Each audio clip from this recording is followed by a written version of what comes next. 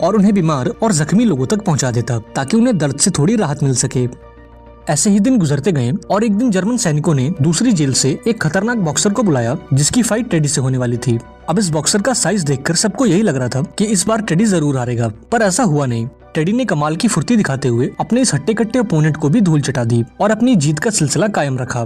Fight के बाद teddy को ढेर सारा खाना मिला जिसे उसने सबके साथ बांट कर खाया। अब अगले दिन टेडी ने ढेर सारी डेड बॉडीज को कैंप से बाहर जाते देखा जो असल में वही लोग थे जिन्हें टेडी ने बॉक्सिंग में हराया था। ये देखकर टेडी को काफी अफसोस हुआ और उसने फैसला किया कि अब वो बॉक्सिंग नहीं करेगा। अब जब जैनिक को ये बात पता लगी तो उसने टेडी को बॉक्सिंग छोड़ने से मना किया क्योंकि उसकी फाइटिंग के चलते उन सभी को ढंग का खाना मिलता था।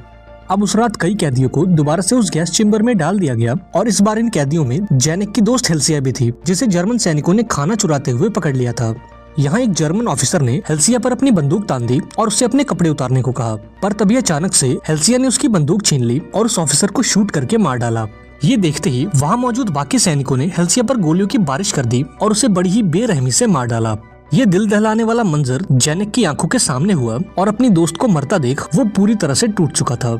इस भगदड़ के दौरान एक गोली जनरल के हाथ में लग गई जिसके बाद वो जेल के हॉस्पिटल में अपनी पट्टी करवाने गया। यहाँ उसकी नजर जैनिक पर गई जो प्रॉपर ट्रेनिंग के बिना ही मरहम पट्टी का काम कर रहा था।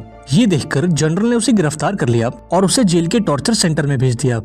अगले दिन जब टेडी को ये बात मालूम पड़ी तो उसने जेल के आला अफसरों से जैनिक को रिहा करने की विनती की, पर इन सभी अफसरों ने उसकी मदद करने से इनकार कर दिया और उसे वहाँ से जाने को कहा। अब यहाँ टेडी उनके सामने एक प्रस्ताव रखता है और कहता है कि अगर आप जैनिक को रिहा कर देते हो तो मैं जर्मनी के सबसे खतरनाक बॉक्सर हैमरस्लैग से लड़ने के लिए तैयार हूँ। वो ये भी कहता है कि अगर आपने मेरी बात नहीं मानी तो मैं जेल में बॉक्सिंग करना छोड़ दूंगा। अब थोड़ा सोच विचार करने के बाद इन अफसरों ने टेडी की बात मान ली और टेडी खुश होकर वहाँ से चला गया। इधर इन अफसरों ने एक प्लान बनाया ताकि वो टेडी को ये फाइट जीतने से रोक सकें, क्योंकि अगर टेडी ने एक जर्मन बॉक्सर को हरा दिया तो इन सभी की इज्जत मिट्टी में मिल जाएगी।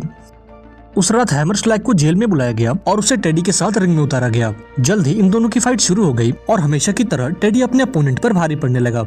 अब अपने बॉक्सर को पिटता देख जर्मन अफसरों ने फाइट का पहला राउंड वक्त से पहले खत्म कर दिया और ब्रेक के दौरान उन्होंने टेडी को एक नशीला पानी पिला दिया जिसके चलते उसकी आंखें धुंधली पड़ गईं और उसे चक्कर आने लगे। इस मौके का फायदा उठाकर हैमरस्लैग ने उस पर कई वार किए और देखते ही देखते टेडी जमीन पर गिर गया।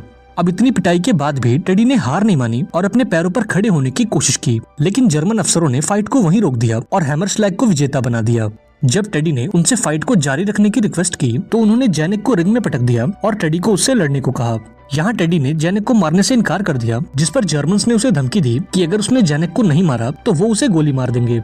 यहाँ टेडी ने जर्मन अफसरों से रहम की भीख मांगी, पर किसी ने उसकी एक नहीं सुनी और एक ऑफिसर ने जैनिक को गोली मारकर उसकी जान ले ली।